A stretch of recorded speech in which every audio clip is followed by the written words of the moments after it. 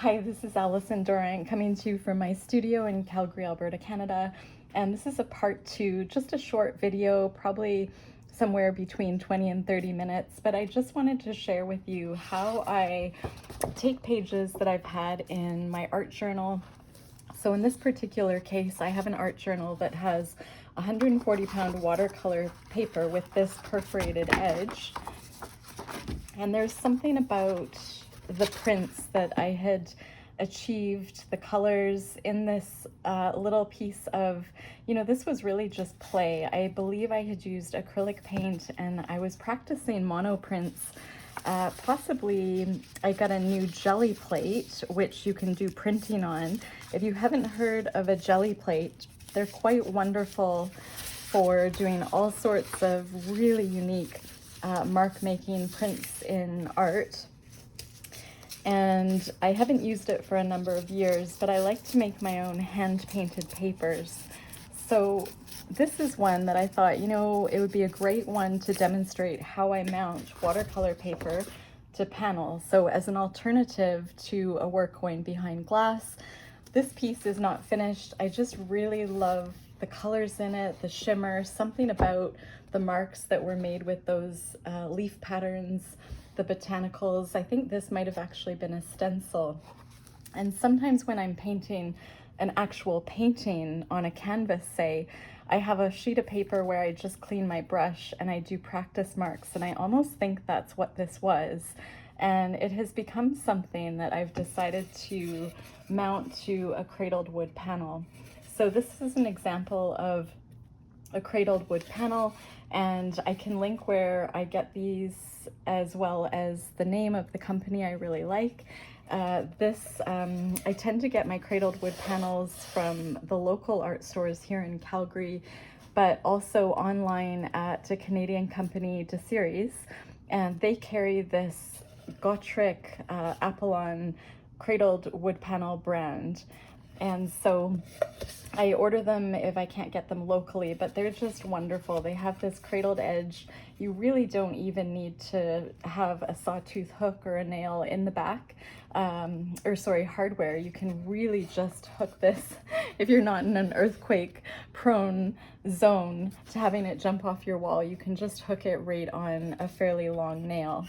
You can see I was a little bit further ahead of the game than I normally am. Often when I do these wood panels, I get so excited that I mount the work to the panel. So this is the one I showed in my first video from yesterday, and I'd forgotten to do the edge.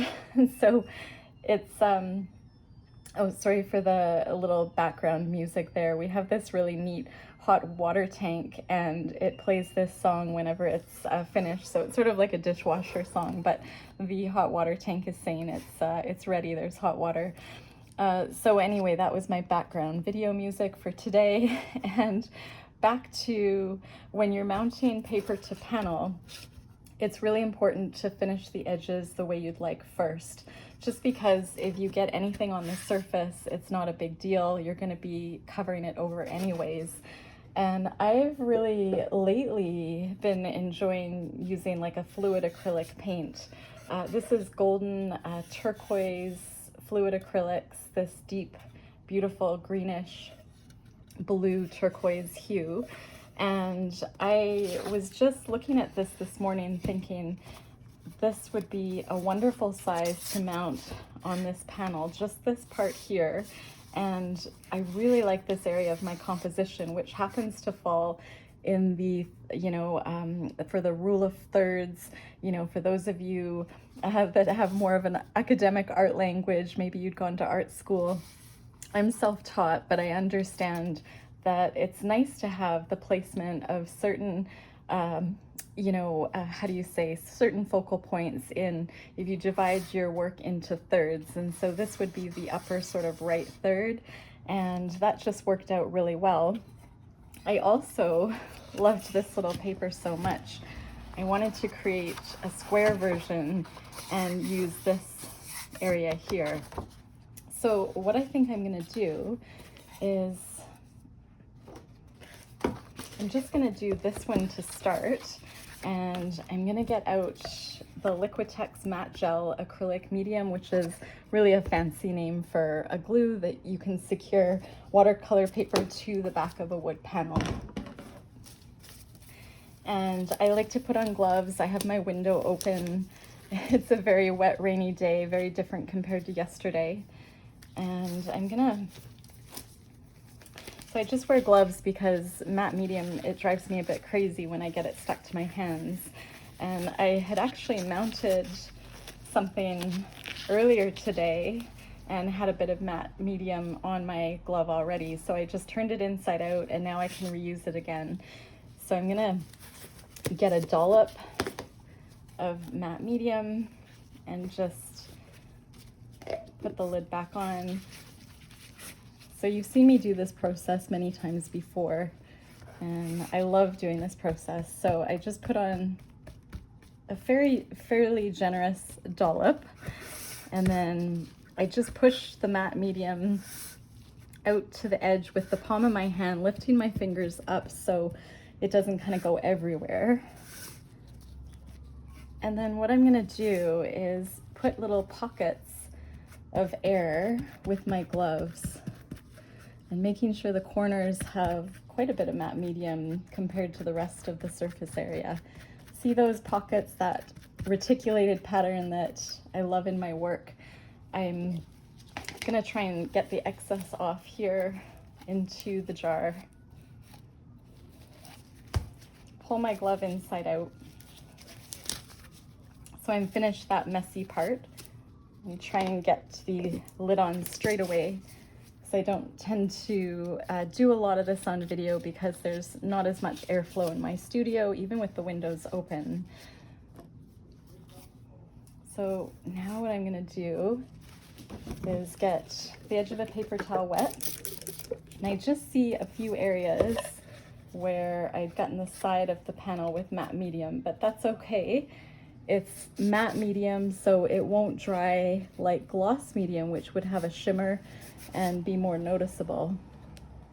So I'm just gonna kind of get off the obvious areas. And then I'm gonna place this. You can see I kind of had an edge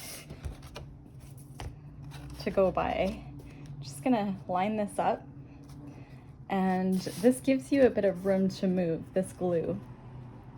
So you can actually push it down, warm it with your hands, get it on there, and just leave it on there. And in the meantime, what I like to do is grab a piece of baking paper or parchment paper. In this case, I have my Logan interfolded wax paper here. I'm just gonna pull that out because it's a nice size, and I'm gonna grab my brayer and work from the center out, making sure the edges are pretty much lined up.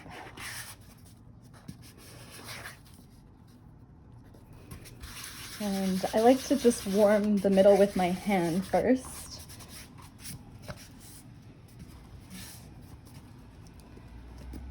And you can't tell, but I'm sort of feeling the edges and sliding things into place before I cover it up with my brayer. I'm really gonna put a lot of my biceps into this and work the glue out from the middle.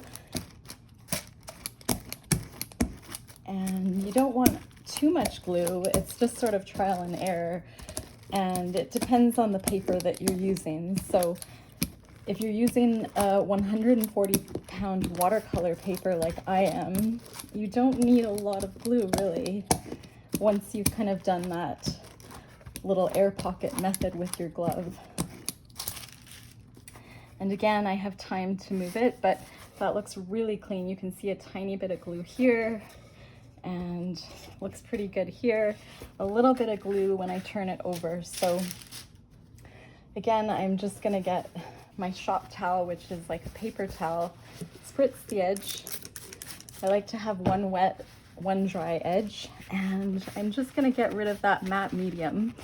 So when I come back to this after it has been pressed with heavy books and it's given time to dry, I will use my Exacto knife to cut the paper.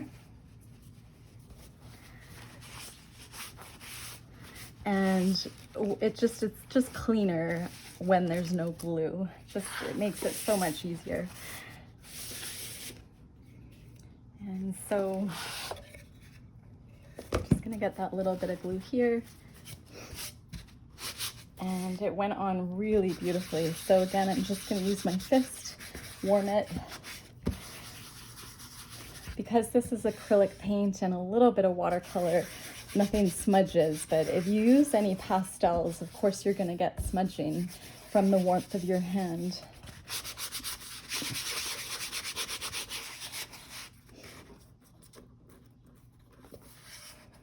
Just get off those little edges, which I can take off later with the Exacto knife.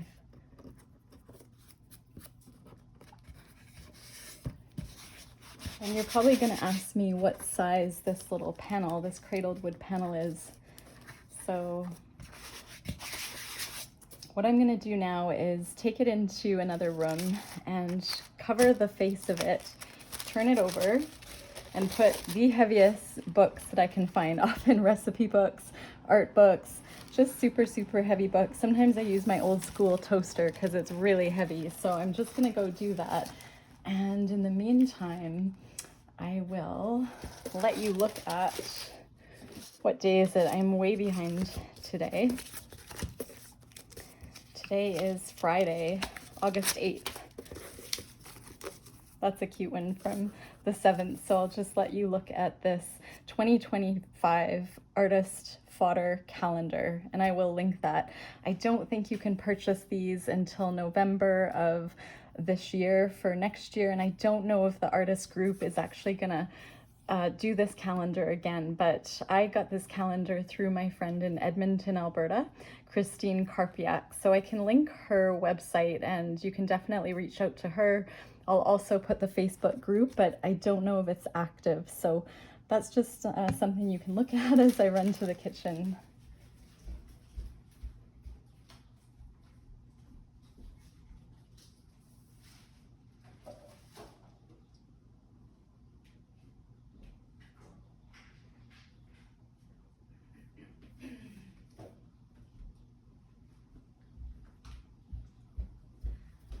And then what I'm going to do is show you, if I can find it.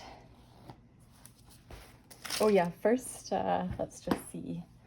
I will put the measurements of that panel in my description, and I'm going to wait for it for about at least 24 hours for those heavy books to really flatten out any air pockets, have it glue down really well. And then when I come back to it, I get out my self-healing mat and my Exacto knife, and I trim around the edges. I'm gonna find one that I was working on this morning. Where is it? I had glued it just the other day. Okay, I'm gonna go find it.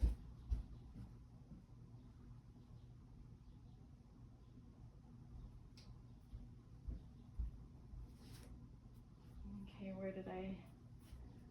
That's so funny. I get so many works in progress. Okay, I don't see it. Oh, I know. I was using Spectrafix to fix it. Here, it's over here. Okay, so this is a little landscape that if you've been following me, you may have seen the videos that I did where I was giving tips on how I love to do my watercolor landscapes. So this is one that it's a 5 by 7 inch cradled panel. So slightly different, less open in the back because of the size compared to some of these more gallery wide, 2-inch side panels. And then I had glued this down with my acrylic matte gel. I waited at least a day. I think this has been a couple days now. And I was just using Spectrafix. So I use Spectrafix as a fixative because it's non-toxic. It's made with milk casein. It's been around for a long time. I find it has like a low odor. And if I've used anything that will smudge when I'm putting on my final coat of wax medium, which is how I finish these little paperworks on panel, I won't have to worry about wrecking the painting, having things smudged. So as far as I know, I don't recall using anything other than my black Posca pen, or my Micron pen. I think that might be the Micron, that fine black line, and then watercolors. And then I used an archival ink with one of my homemade stamps there. I don't know if you can see that reticulated line work. But the Spectrafix, I just spray on as a precaution, and I do multiple sprays, let it dry. And this one is now ready to, I just protect the sides again, or sorry, the front. And what I like to do is I cut the corners at an angle just to get a really close cut. And you don't have to do it this way. My Exacto knife is a bit dull. I never seem to have much luck breaking these off at the tip. And so I'm just gonna make sure my hand is steady, and I'm always cutting away from any body parts and myself. And I have a tremor, but I'm very comfortable because I can feel the pressure of the wood. And don't follow me for any safety tips, that's for sure, because I'm probably not doing it as someone would that's really being cautious.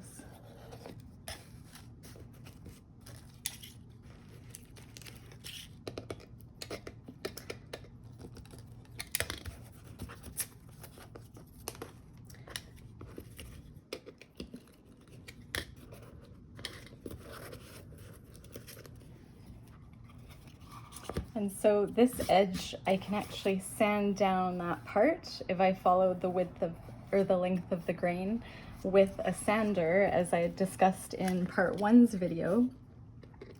So the reason I'm doing another video today is I got a phone call at the 28-minute mark of my video yesterday, and I actually went to hang up the phone call because it was something that could wait, and I thought it would go to voicemail, but you know what, it turned off my video. So it was an abrupt ending. And so this is the part 2 that I promised.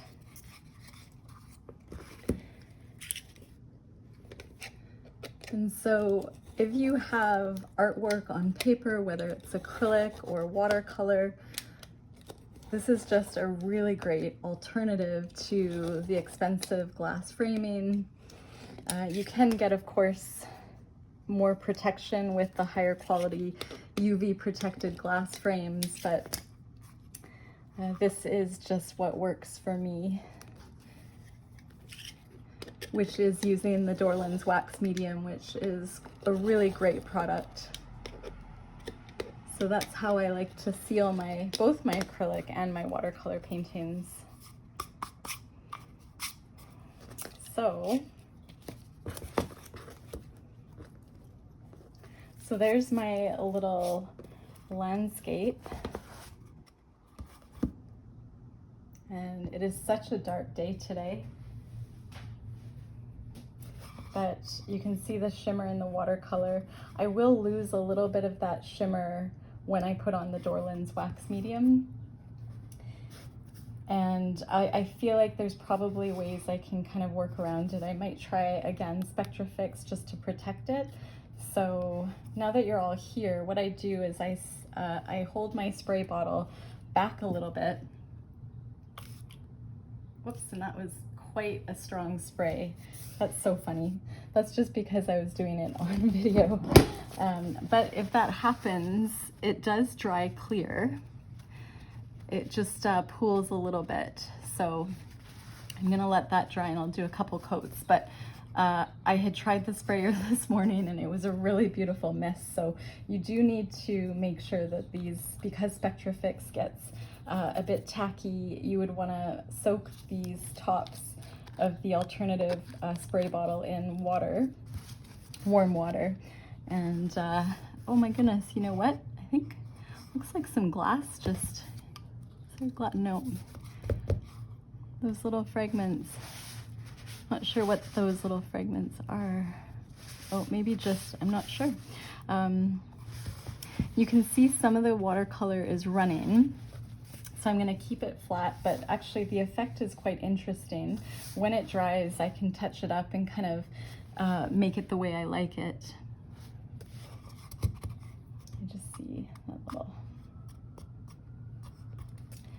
But yeah, that's just a really great example of mounting something to a cradled wood panel, and of course waiting the 24 hours after it's been flattened by something heavy. It is now ready to, whether you wanted to do the Spectrafix or the wax, or finish it in a different way. If it was acrylic, you could use an acrylic varnish, but I do recommend doing the edges first, just to avoid getting anything on your painting. Even if I had the Dorland's wax as a coat and I want to paint the edges after, you can still, you know, if you get a bit of paint on the edge with the Dorland's wax, you should be able to wipe it off, although it does stain the very edge if it's not done in many layers. So just a heads up on that. And so we'll just set this aside.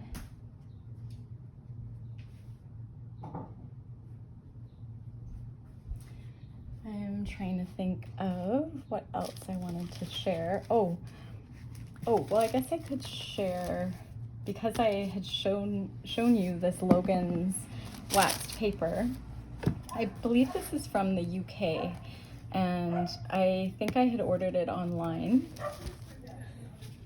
It is, sorry for the background noise, it is a wonderful way to make painted papers, such as, this is an example of just some tissue paper that I'd cut out the picture, and the Gelli paper. This was an example of a painted paper I had made, and it was using this, and I think I'd used a brayer. I had taken a leaf from outside and it got stuck to my brayer, which was awesome because it created the most beautiful leaf pattern. And so this is just an example of a painted paper that I have been using in my artwork, both my art poetry paintings and my watercolor works.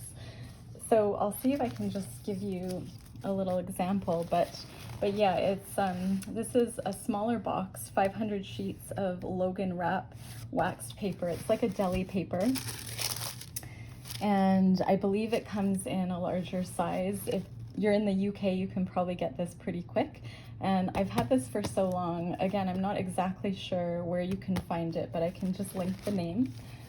And what we can do is, I had sort of been playing around with watercolors that I had just not quite finished in my little zine, sort of like a zine journal. Like, it's just seeing which way. There we go.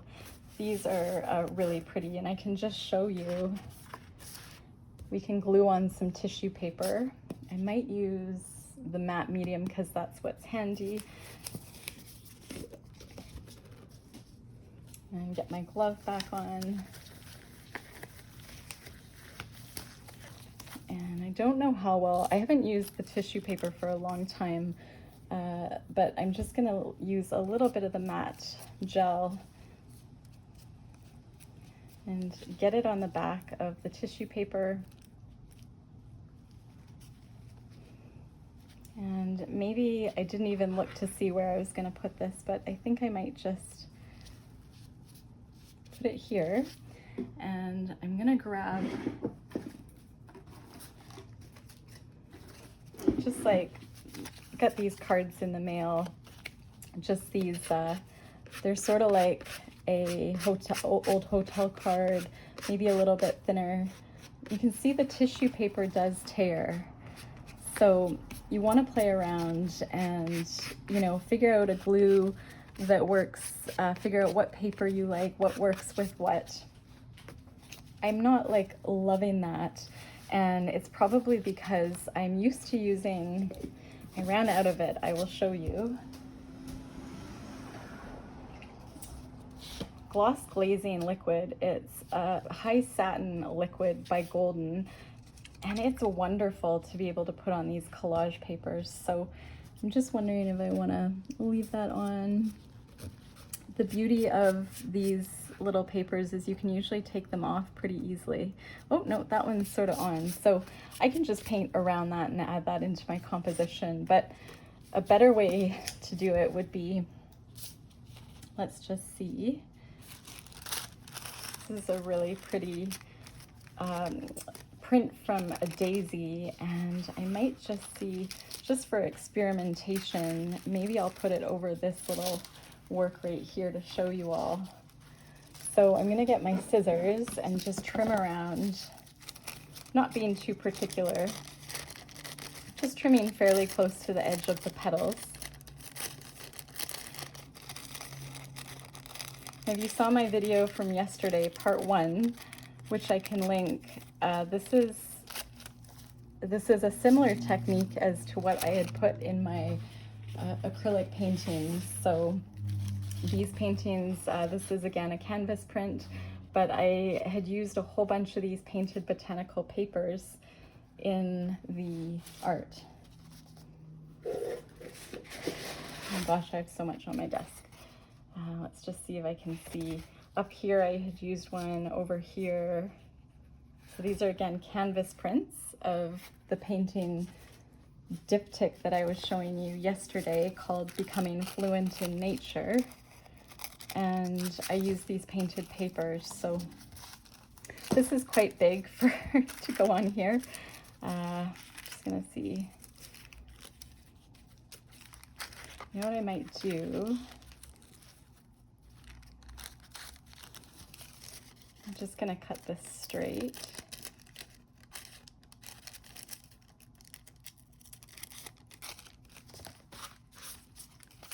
Just trying to decide where it is best to show you as an example.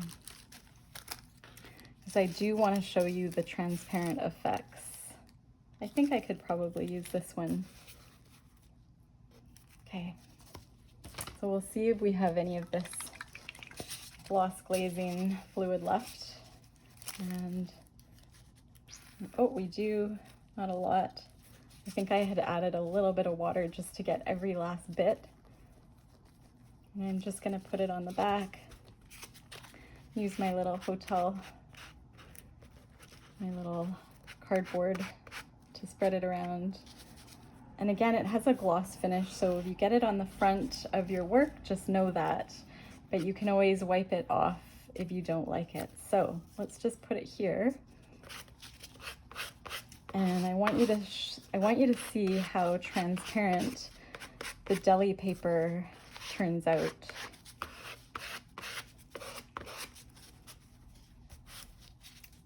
And I think you're zoomed in.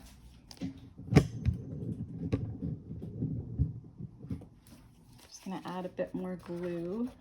The Gelli paper is also nice because it doesn't rip as easily as the tissue.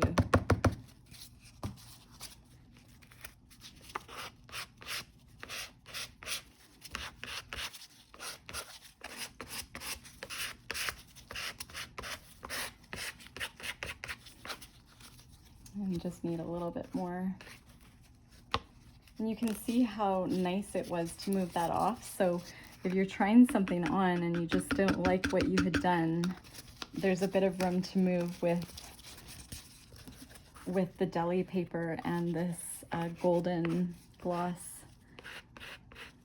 It's called Gloss Glazing Liquid Slow Drying Extender for acrylic. So it has multiple purposes. You can see I'm spreading around some of the watercolor, but that's okay. I don't mind. This is just sort of experimental.